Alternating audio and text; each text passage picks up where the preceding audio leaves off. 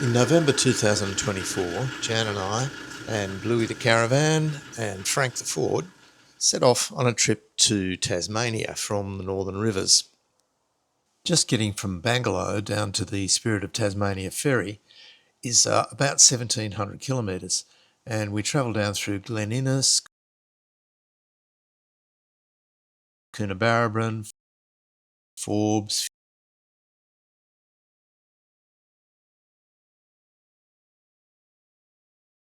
Finley and Castlemaine before getting onto the Spirit, and I'll confess freely that Jan did nearly all of that planning. Right, that was a lightning trip, but now we're in Devonport, we can slow down a bit. We stayed at Mersey Bluff Caravan Park in Devonport with amazing views out over the Bass Strait and a really helpful park manager, Luke. We met up with Greg and Kathy and Ruby in Devonport, and from this shot you can see all the solar on Greg's roof compared to ours, which is what you need to run an all-electric van. There's a really nice restaurant and a cafe at Mersey Bluff where we were staying, and we celebrated Greg's birthday there. I think he said he would be 60 soon.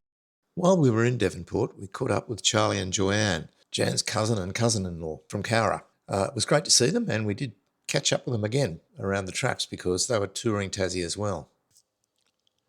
There are some great walks and views and beaches in Devonport, not to mention an enormous Bunnings.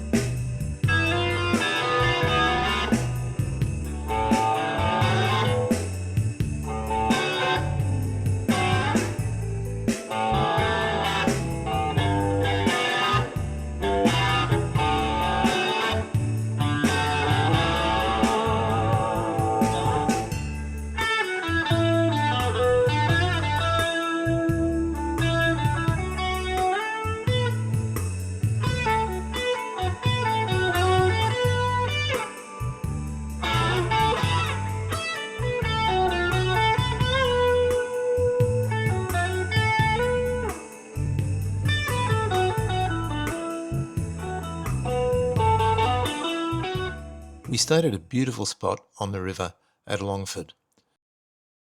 Views of the bridge and cattle, and we had evening drinks by the river, but you can see that it was a little bit nippy. Beautiful town, flowers everywhere, even around the dump point. And while we were there, we took a drive up to Ben Lomond, which is a national park and a ski area. Obviously not in December, but it was pretty damn cold, as you can see by Jan and the way she's standing there. And she took this video of Greg and Kathy coming up the road to Ben Lomond National Park, which is called Jacob's Ladder. Sleety as. Come on, Greg. Come on, Kathy. Coming.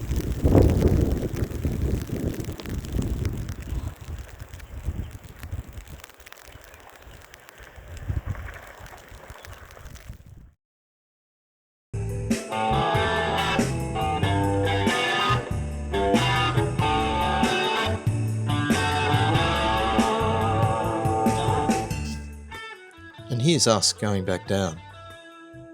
You can't help but be overwhelmed by the sheer geology and the grandeur of the whole thing.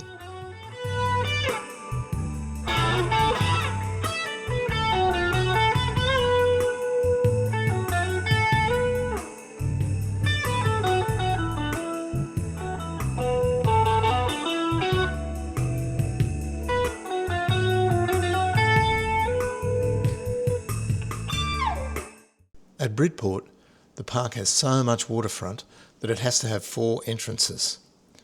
We found a beautiful spot right on the water where we kind of had our own beach.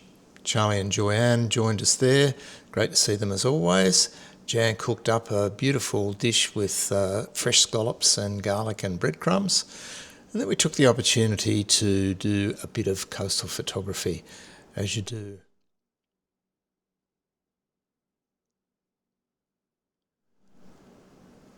I managed to play a game of golf at Barnbougle, a very famous links course, which was just a unique experience.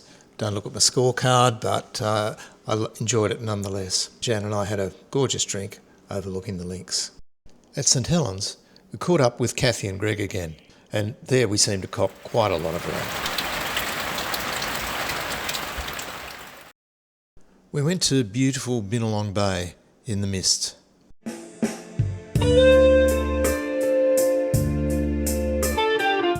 Poor Dave the drone got a bit wet, but he was okay, wiped him down, and he's still working a treat.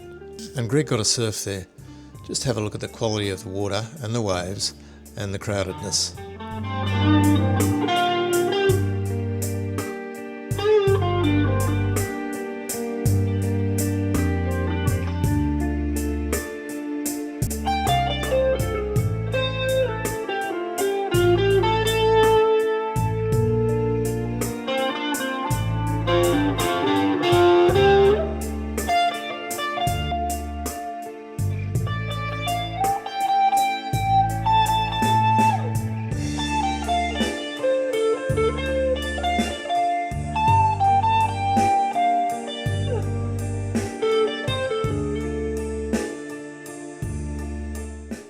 Halls Falls. Nice, eh?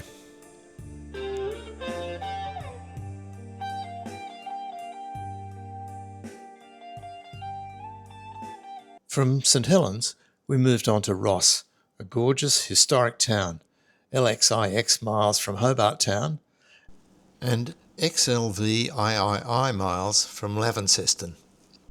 You can walk to everywhere in town from the campground. It's a beautiful place.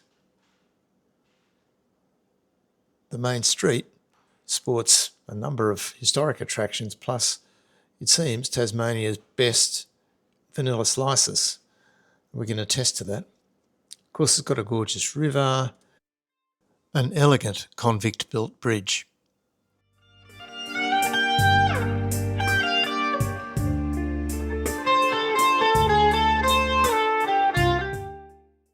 The stonemasons evidently were quite subversive and carved some unacceptable messages into the sandstone that still decorates the bridge.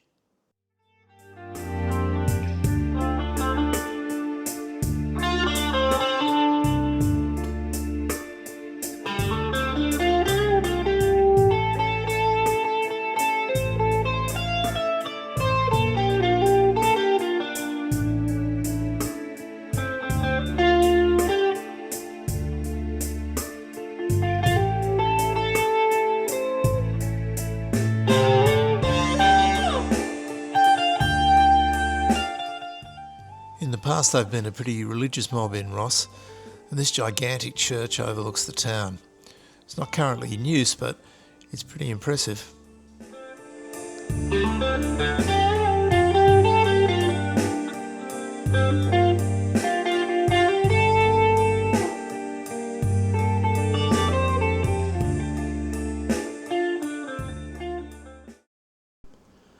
We moved on to Triabunna, which provided some of Tassie's beautiful moody light.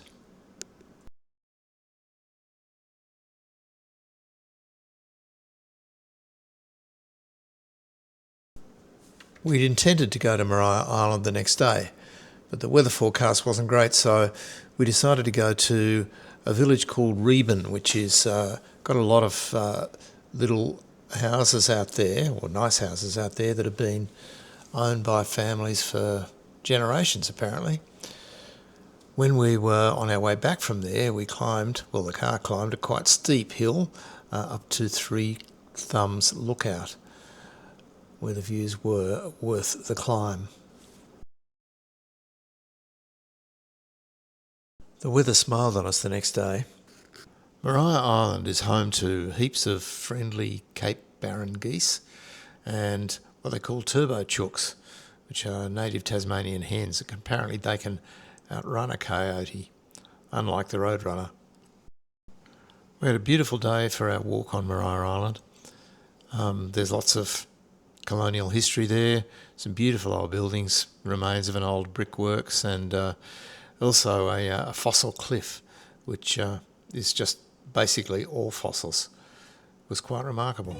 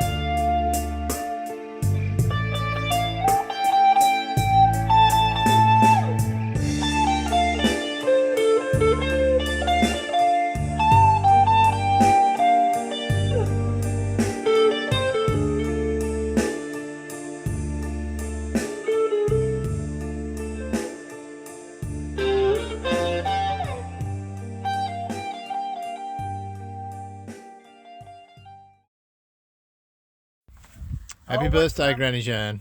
Thank you, darling. Thank you. Thank you.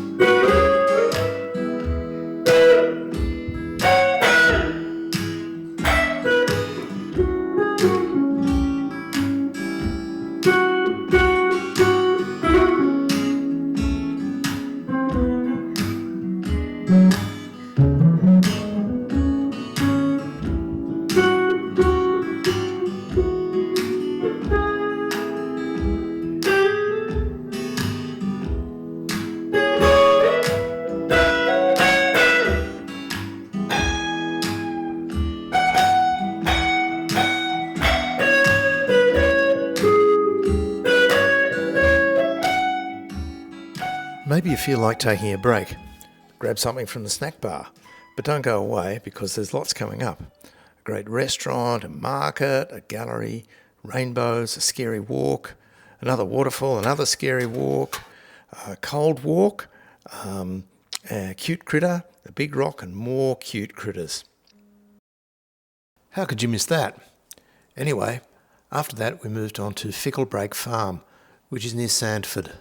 So named because, according to the owner, whenever the surf breaks good, the weather is appalling. This farm is a great place to stay if you're self-contained. It's beautiful, they've got some cute animals. If you're keen, you can walk down to the surf. And it's within about half an hour's drive of Hobart, so it's a good base to explore the Hobart area from. While we were there, we were lucky enough to eat at the Agrarian Kitchen at New Norfolk.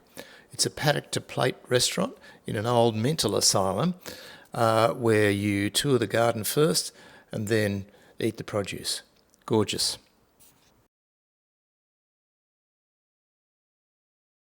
Salamanca Market always has something for everyone.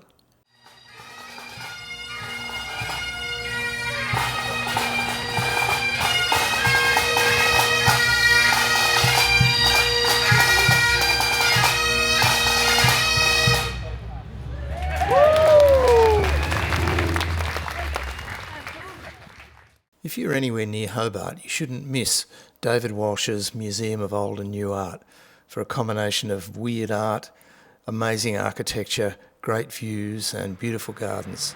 Great place for a drink too.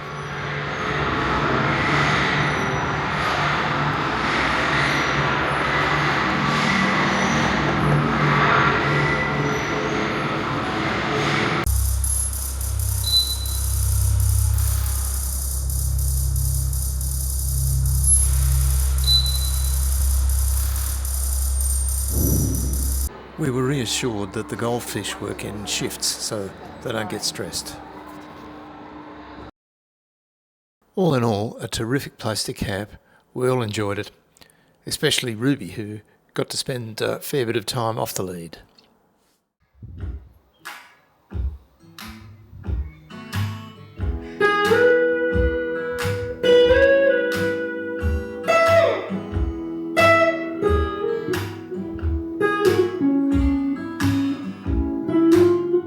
So, we've arrived on South Bruny Island, the southern end of it, and I'll just give you a quick look at the view from our campsite. Not too shabby. We just had lunch, just having a beer. Cheers. Phil, the owner, gave us a guided tour, and he was careful to include his bird's opinion of the place. And my bird loves it, and the ones that want to buy it want to put a resort here. Yeah. But And if you left I it, don't you'd know. have to find something else equally as... Well, you won't find it. No. Well, nothing like before, anyway. I've tried to keep this short, but I don't apologise for including some extra footage of this place. It was such a privilege to have stayed there, and looking at the video now, I can't believe how beautiful it is.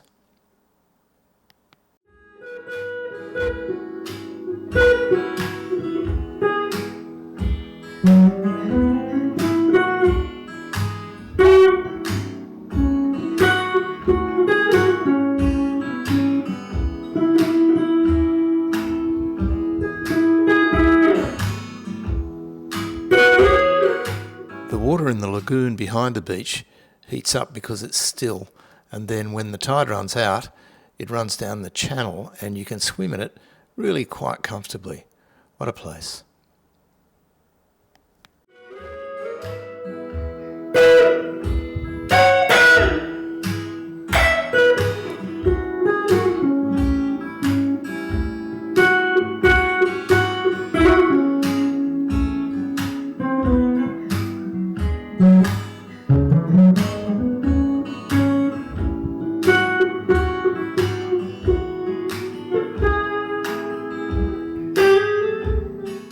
Despite what you might think, I don't make a habit of flying the drone in the rain.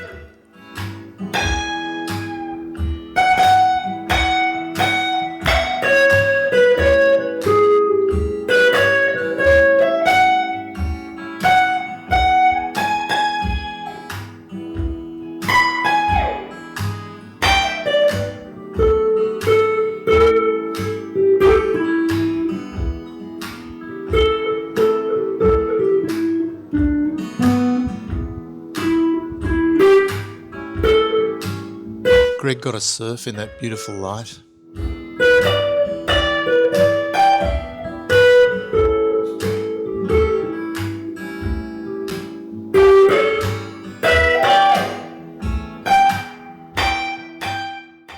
And I got in the water too. Here's the evidence. Oh, and Kathy made a damper. Yum. Of course, you've got to have it with duck river butter. When in Tasmania, tempting though it was to stay where we were camped, we struck out and had a look at some of the other attractions of Bruny Island. This is Two Tree Point, beautiful one minute, just as beautiful but a bit more crowded the next. Well, good morning. We're just departing. We're just departing camping at Bruny for a bit of an adventure, heading out to the lighthouse and quite possibly a pub lunch. So here we are at Bruny Island Lighthouse, and guess what? It's windy.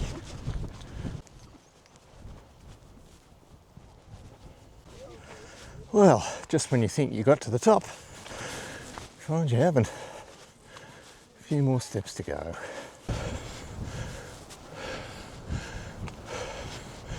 Big bugger, isn't it? And one for Kim's collection.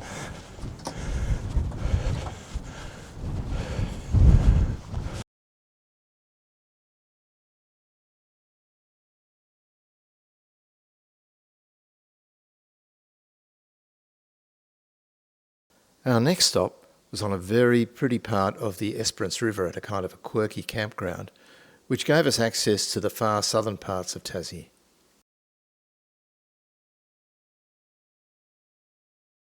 So we've arrived at River Run Lodge, which is a very different experience from camping at Bruny after a pretty windy drive over the hills, but still, and going through Huonville and Franklin. We love Franklin.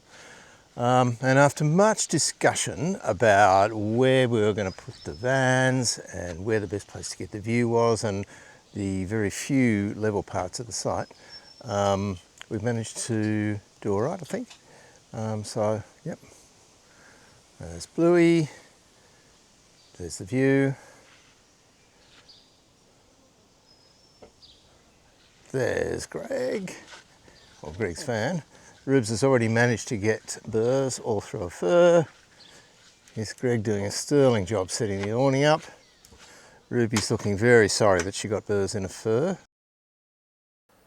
We took a trip to the Terhune Forest Reserve, where we took an airwalk through the canopy of the forest, which is recovering from a huge bushfire. It's pretty good, even if you don't like heights, except maybe don't go out to the end of the cantilever. Magnificent views of the Huon River, though. Quite an amazing view of the cantilever from this part of the Swinging Bridges track. Shows me how high it was and why I didn't enjoy it much when it started to wobble up and down.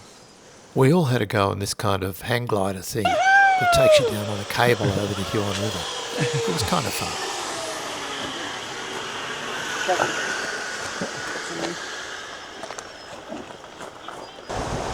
I'm going to put the phone away before I go over. That's smart, yep.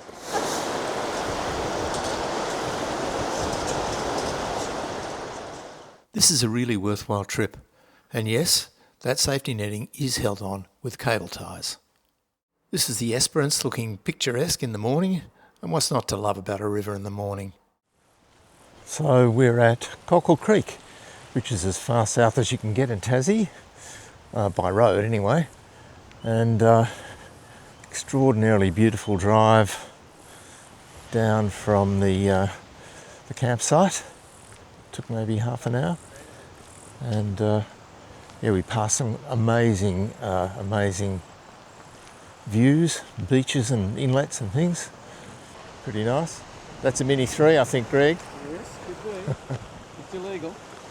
Oh well. Now this is tempting, isn't it? Not sure how brave I am.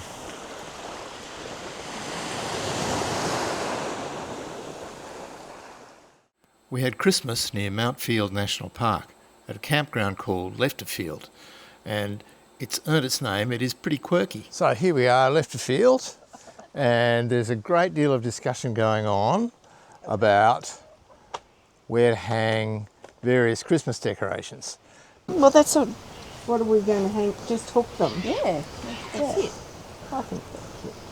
But they won't We'll hang just on put them on that one side. It'll be lopsided. It's looking just better and better all the time. The vans were looking really spoofy. On Christmas morning, we took a walk up into the national park to Russell Falls.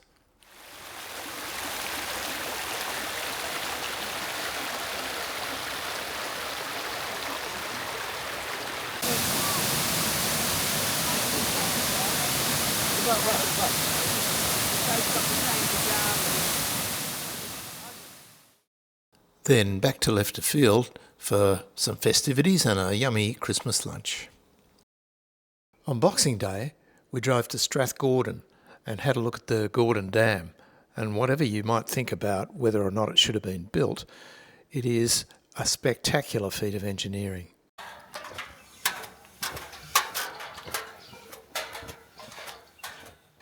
It's fairly easy to get vertigo walking down a couple of hundred steps, but you don't get puffed at least. If you like numbers, and let's face it, who doesn't, this is a 140 metre high double curved concrete structure. It's Tasmania's largest power station.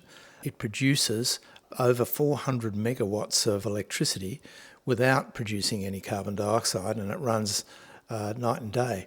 The turbines are buried under the ground by about 180 metres. A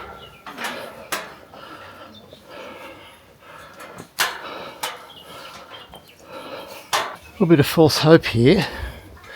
If you think you've reached the top, as it turns out, you haven't. One breath per step now.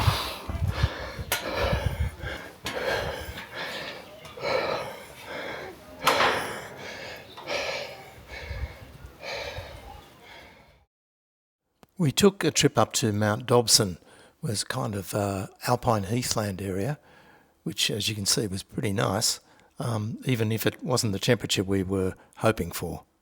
But pretty amazing.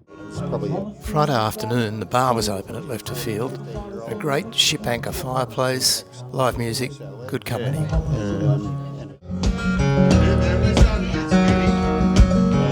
Yeah, I'm looking around to signify before I die.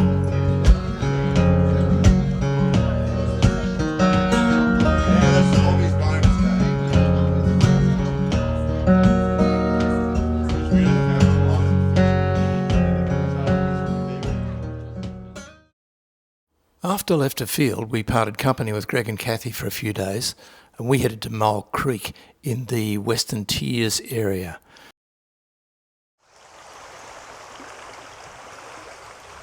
Very beautiful. In the distance, you can see the mountains that we came over this morning. Very impressive, and quite a lot of switchbacks and things like that. But the car managed to pull Bluey over there with no dramas whatsoever. Windy, sleety, the temperature rose by about 12 degrees as we came down the mountain, so it was pretty cold at the top. After a couple of days, we moved to a site in a paddock which was unpowered, and I couldn't resist the temptation to fly out over the field. It's a pretty nice place.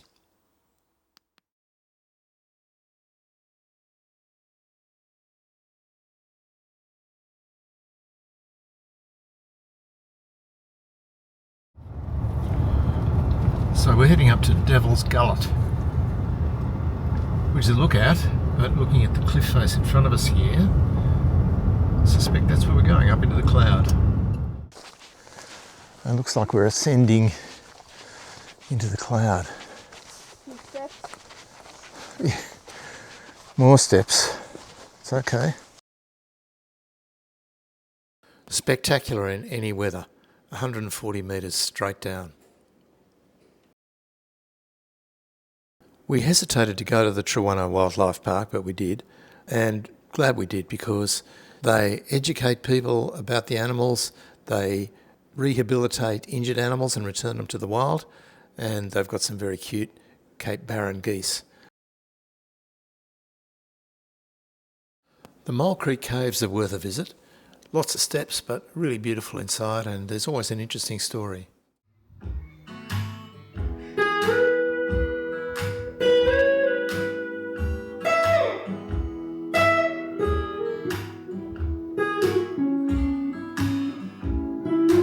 The last time we were in Tassie, we only spent one day in Stanley. We climbed the big rock, the Nut, in the howling wind, and left it at that. But spent a lot more time there this time, and it was so worth it. Spending some extra time in Stanley gave us the opportunity to explore that northwestern region of Tasmania, which is so rugged and pristine and just gorgeous. This is a well-known Stanley restaurant, and we think that fisheries of Tasmania are usually pretty relieved when Greg leaves Tassie, because it gives the lobster population time to recover. So, just about to embark on the walk to the top of the Nut. Can get the chairlift if you want, but I think I'll give it a walk. I might regret it. Even from the bottom of the track, pretty impressive view out over Stanley and the back beach and the front beach. See how it is from the top. Yeah, you probably hear the heavy breathing already. This is stop one. I reckon about 15% of the way up.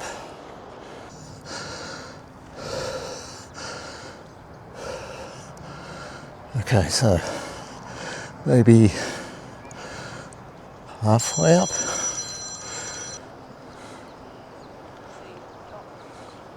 See at the top. I've caught my breath now.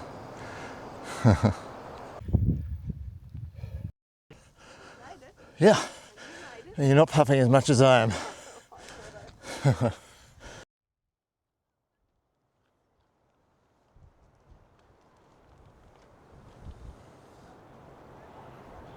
See our campsite down there, if you look really carefully.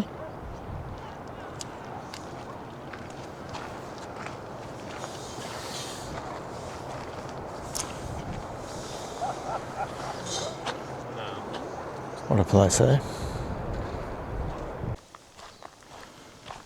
Another lovely walk through Tasmanian forest, this time on the top of the nut. Can't resist recording them though. And in the afternoon light, what a sight.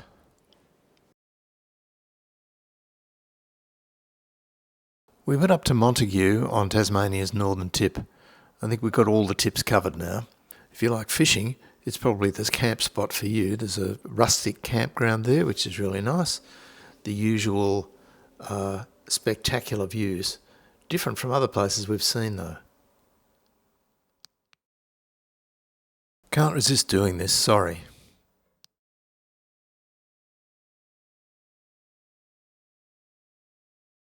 Our campsite was right on the water. It's definitely worth staying in Stanley for a number of days just to experience the different moods of the harbour. There's some nice cafes and coffee shops, and I even managed to get a bargain haircut there.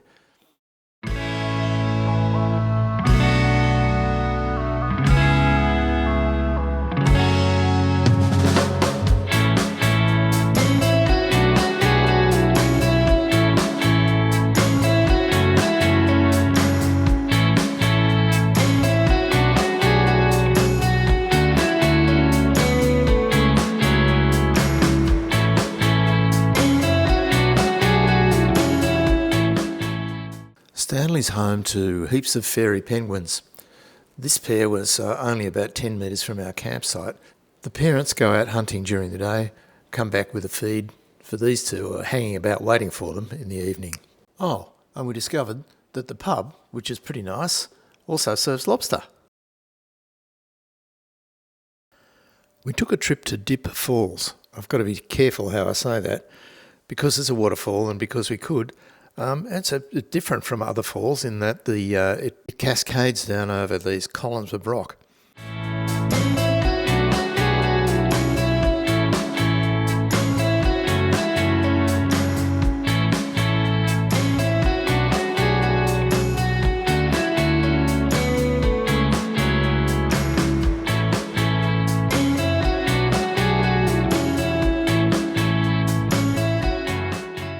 On our travels we saw lots of fields of white flowers which are opium poppies, and Tasmania produces about half of the world's poppy straw that's later turned into pharmaceutical painkillers. It seems a small thing, but you can wash your car at this caravan park. Now that's a big surf. We drove out to where the Arthur River meets the ocean. Now that's a wild place. All the timber on the beach here that's been washed down the Arthur River. We took a trip to Boat Harbour to meet up with Greg and Kathy for a swim, but on the way we stopped at Rocky Cape. Oh my goodness.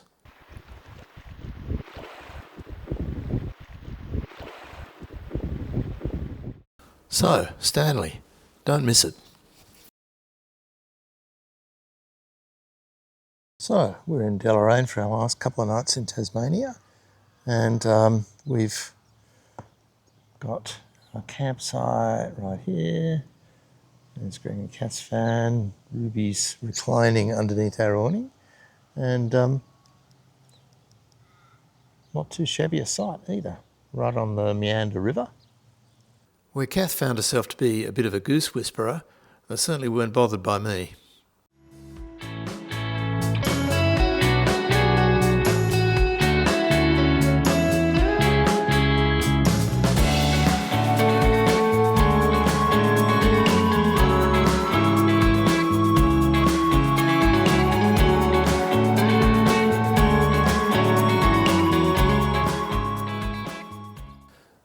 pedestrian bridge over the river where we were camped proved a really good spot to observe some local wildlife.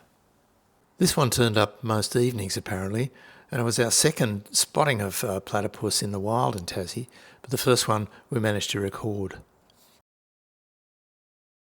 We talked about not going out to Liffey Falls because we'd done a few waterfalls, but it was the right decision.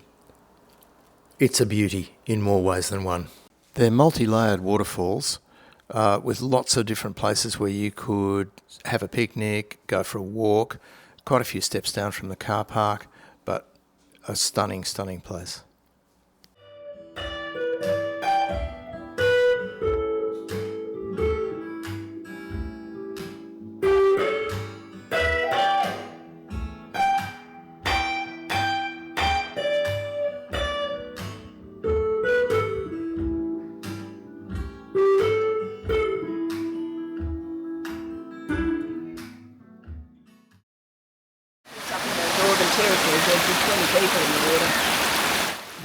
Yeah.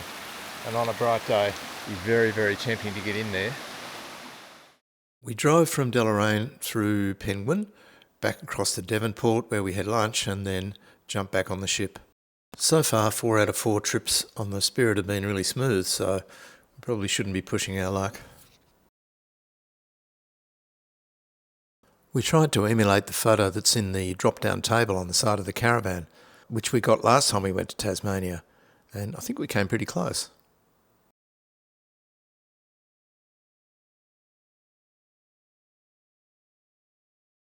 Nice caravan park, nice people, 2 sites that we could drive through. Very pleasant. So, South Goulburn Caravan Park, great overnighter, but probably not somewhere where you come and choose to spend your holidays. We stopped at Wyong for lunch with the other big rigs, and we ran into Greg and Kathy. Kerry Bay. On our way home, 33 degrees, which feels a bit unusual after Tas, but not as unusual as it feels to be back here, and first time ever, despite living here for years, that we've been inside this caravan park. Anyway, site's okay, we're all set up. Looking forward to catching up with Emma and the kids and Jack for Japanese tonight. Kerry Bay put on a big storm for us, and Emma's family enjoyed playing with the Osmo camera. It seems that it's got a nice resolution. 4K. Oh, that's weird. I'm Because putting it's it there. yeah. But just rotate your wrist.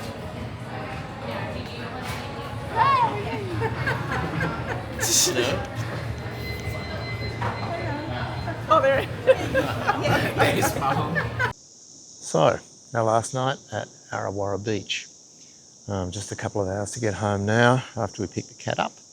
But what a spot to have our last night, and the water is very warm indeed compared especially to Tasmania.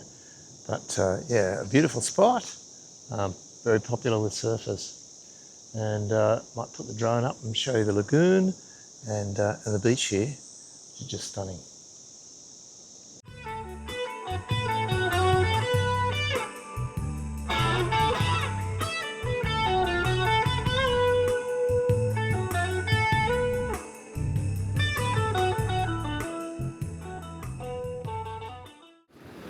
More afternoon thunderstorms at Arawara.